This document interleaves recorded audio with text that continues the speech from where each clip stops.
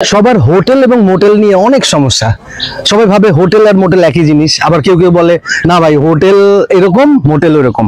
তো আজকে আপনারা হোটেল এবং মোটেল সম্পর্কে ক্লিয়ার একটা ধারণা পাবেন।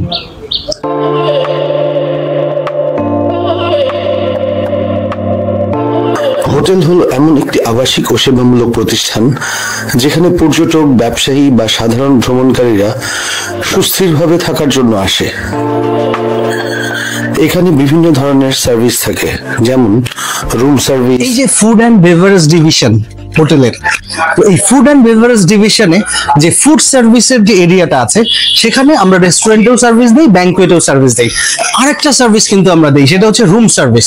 এই রুম সার্ভিসের ক্ষেত্রে কি হয়, গেস্ট যদি মনে করে সে রুমে খাবার খাবে, সে ডাইনিং এ আসবে না, তাহলে কি করতে হবে, গেস্টকে রুমে সার্ভ করতে হবে। আর এই রুমে সার্ভ করাটাকে আমরা আরেকটা জিনিস বলি, সেটা হচ্ছে IRD, ইন রুম ডাইনিং। তো ইন রুম ডাইনিং বা এই রুম সার্ভিসের ক্ষেত্রে অবশ্যই সার্ভারকে খুব বেশি সচেতন হতে হয়, কারণ সে কিন্তু গেস্টের প্রাইভেসিতে যাচ্ছে।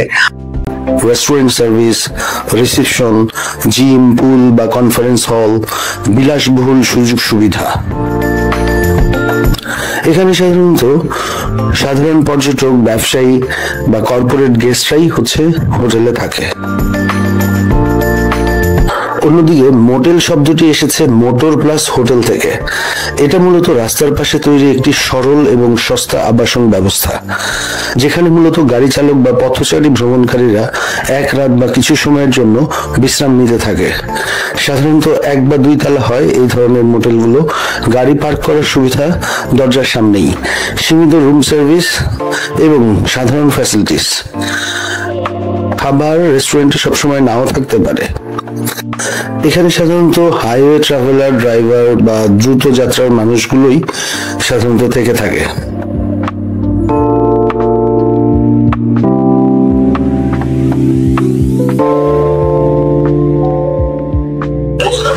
সাধারণত হোটেলগুলোতে যারা গেস্ট হিসেবে আসে তারা অনেক ফ্যাসিলিটিস পায়, আর মোটেলগুলোতে সুবিধাটা একটু কম থাকে। তো দর্শক, এই ছিল হোটেল মোটেলের বিস্তারিত বিষয়। তো আপনারা যারা হোটেলে যাবেন অবশ্যই হোটেলের টোটাল সার্ভিসটা নেবার চেষ্টা করবেন, আর মোটেলে যারা যাবেন তারা প্রয়োজনের তাগিদেই যাবেন। তো আজকের পর থেকে হোটেল মোটেল নিয়ে আর কোনো কনফিউশন চলবে না।